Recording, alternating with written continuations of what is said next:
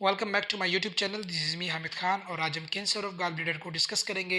ये हमारे इस यूनिट का सबसे आखिरी वीडियो ट्यूटोरियल है और इसमें हम गॉल ब्लैडर के कैंसर को डिस्कस करेंगे। Gall bladder cancer is a disease in which a malignant cancer cell arise from in the tissue of the gall bladder. Gall bladder की जो टिश्यूज़ होती हैं उसमें हाइपरप्लेजिया हो जाता है और हाइपरप्लेजिया की वजह से मैलिग्नेंट कैंसर उसमें डिवेलप हो जाता है। कॉजेज़ में गॉल ब्लैडर कैंसर जो है मोर कॉमन इन वुमेन, ख़वातीन में इसकी कॉजेज़ में ये सबसे मोर कॉमन होता है। ओल्ड एज में भी हो सकता है। हिस्ट्री ऑफ गॉल स्टोन की वजह से भी हो सकता है। Gall bladder polyps, gall bladder के अंदर अगर कोई पॉलिप्स हो गए या गॉल ब्लैडर के अंदर जो है परफोरेशन हो गया या कोई सीवियर इन्फेक्शन हो गया, इसकी वजह से भी कैंसर ऑफ गॉल ब्लैडर हो सकता है। Manifestation of gall bladder cancer, abdominal pain particularly in the upper right portion of the abdomen। upper right portion जो एब्डोमेन का होता है जाइपोइड प्रोसेस के बिल्कुल नीचे, यहाँ पर सीवियर पेन होगा। एबनॉर्मल ब्लोटिंग एब्डोमिनल ब्लोटिंग होगी।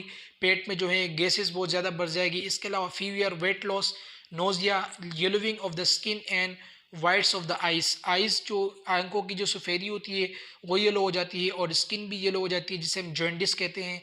अमूमन इसे हम उर्दू में पीलिया कहते हैं। Pathophysiology of gall bladder carcinoma, इसे हम कार्सिनोमा ऑफ गॉल ब्लैडर भी कहते हैं। Begins within the gall stone की वजह से स्टार्ट हो जाता है, giving rise to condition called chronic cholecystitis या लीवर सिरोसिस। किसी भी वजह से ये हो सकता है, ज़रूरी नहीं है कि ये कोलिसिस्टेटिस से हो जाए या गॉल स्टोन की वजह से हो जाए।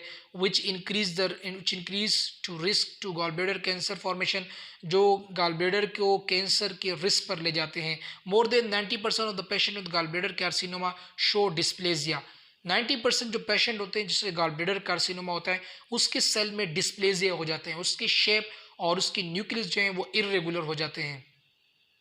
Diagnostic test for gall bladder की डायग्नोस्टिक टेस्ट के लिए गॉल ब्लैडर के कैंसर की डायग्नोसिस के लिए सीटी स्कैन, एमआरआई और इसके अलावा endoscopic ultrasound, fine needle aspiration भी करते हैं।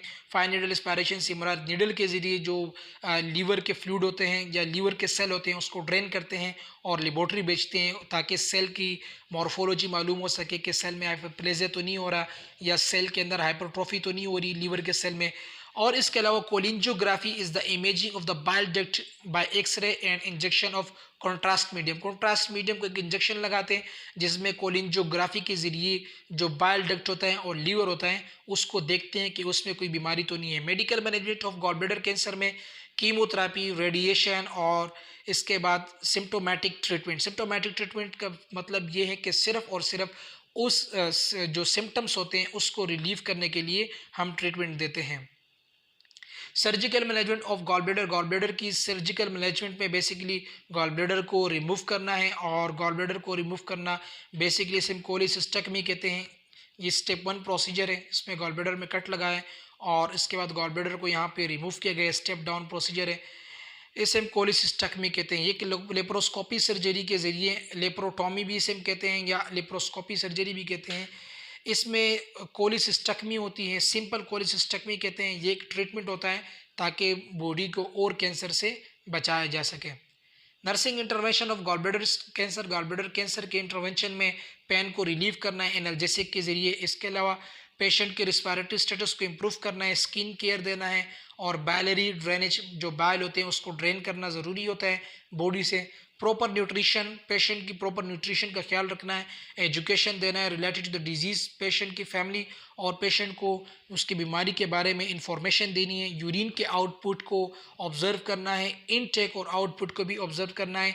फिज़िकल और इमोशनल सपोर्ट देना बहुत ज़रूरी है। सो बहुत बहुत शुक्रिया। हमारा ये यूनिट आज इख्तिताम पज़ीर हो गया। इंशाल्लाह अगले वीडियो ट्यूटोरियल में हम नेक्स्ट यूनिट को डिस्कस करेंगे। बहुत बहुत शुक्रिया। अल्लाह हाफ़िज़।